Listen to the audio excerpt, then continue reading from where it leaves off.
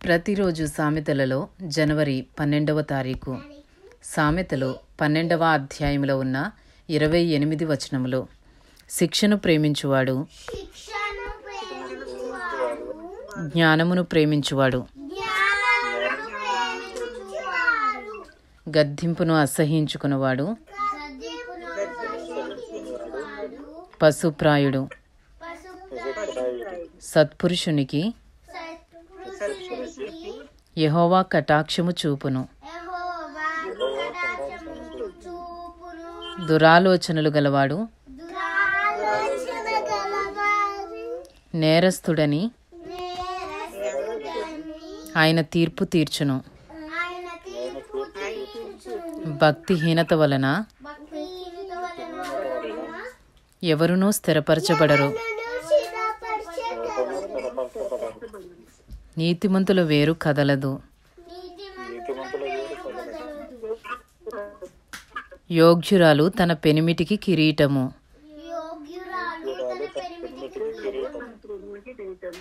సిగ్గు తెచ్చినది వాని ఎముకలకు కుళ్ళు. నీతిమంతుల తలంపులు న్యాయయుక్తములు. భక్తిహీనులు చెప్పు ఆలోచనలు మోసకరములు.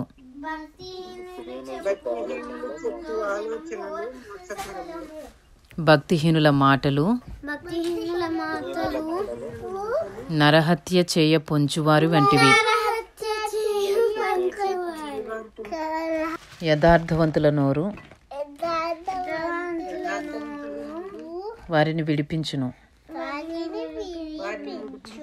భక్తిహీనులు పాడై లేకపోదురు. నీతిమంతుల ఇల్లు నిలుచును. ఒక్కొక్క మనుషుడు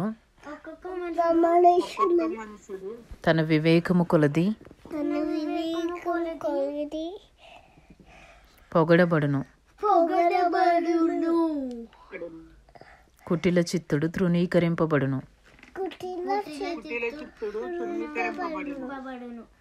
ఆహారము లేకయున్నను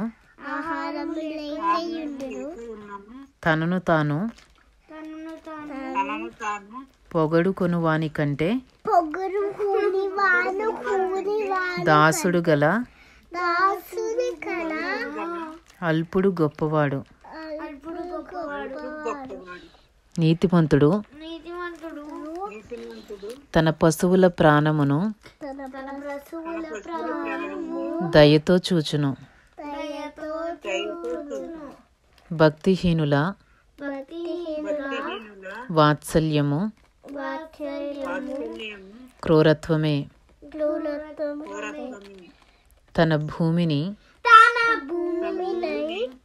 సేద్యపరుచుకుని వానికి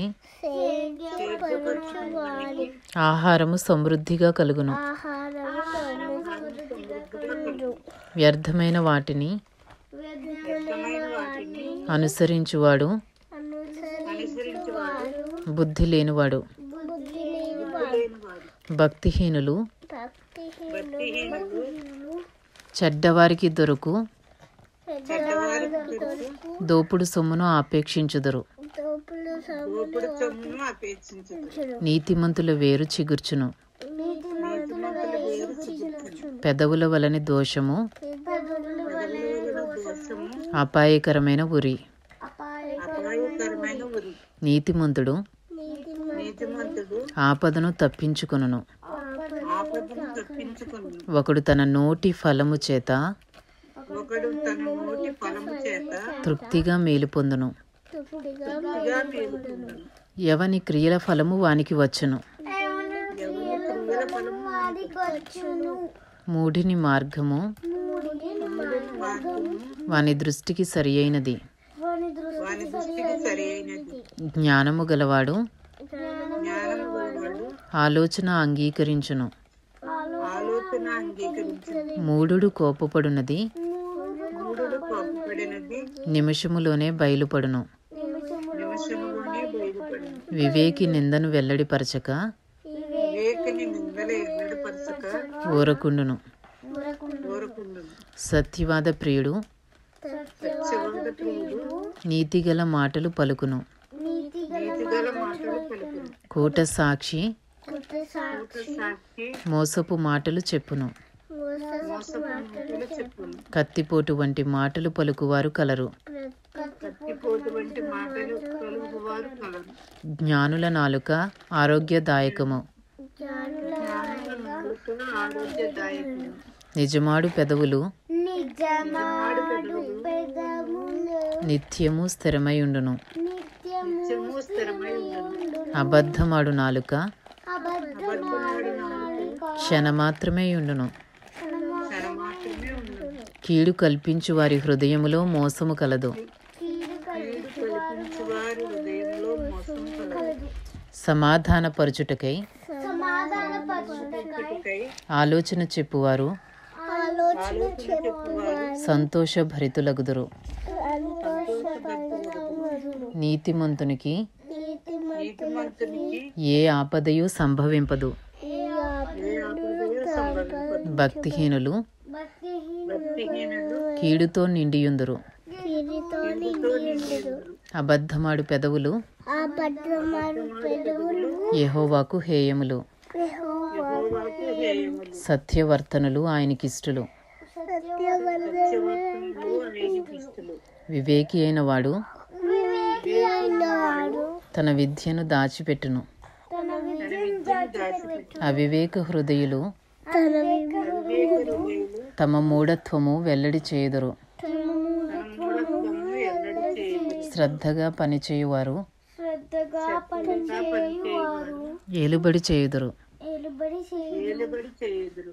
సోమరులు వెట్టి పనులు చేయవలసి వచ్చును. ఒకని హృదయములోని విచారము దాని కృంగజేయును. దయగల మాట దాని సంతోషపెట్టును. నీతిమంతుడు తన పొరుగువానికి దారి చూపును. భక్తిహీనుల ప్రవర్తన వారిని దారి తప్పించును. సోమరి వేటాడినను పట్టుకొనడు. చురుకుగా నుండుట గొప్ప భాగ్యము. నీతి మార్గమునందు జీవము కలదు. దాని త్రోవలో మరణమే లేదు. ఇంతటితో సామెతలు 12వ అధ్యాయంలో ఉన్న 28 వచనములు పూర్తి చేయబడినవి.